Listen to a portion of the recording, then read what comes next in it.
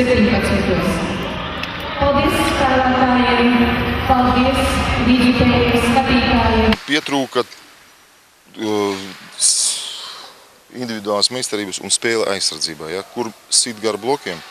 Bieži vien aizsardzības spēlētāji atradās kustībā un nevarēja apstrādāt bumbas, rulējošās tās saucamās bumbas, kas iet gar bloku mierīgās, ja, kas ir jāatstāj spēlē. Visu laiku vajadzēja nodarboties ar varoņu darbiem. Ja jūs redzēt no 0-6, no 8-2 un tā tālāk, vienmēr grūti cerēt vinēt visu spēli. Ja. Kaut gan arī pie visa tā bija otrajā setā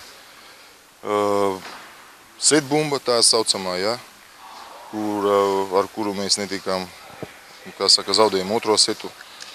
Varbūt tas bija izšķiroši. Tas viss arī tās sīkās lietas un nepaņēmām. Ja es taktiski varētu nospēlēt, tad uzbrucējiem būtu vieglāk un arī varbūt pirmo setu mēs būtu paņēmuši. Ja?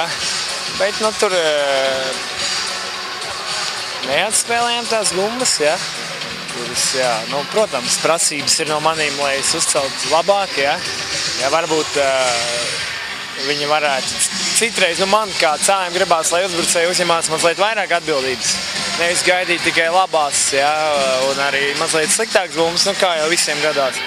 Bet man liekas, ka mēs turējāmies un līdz galam spēlējām.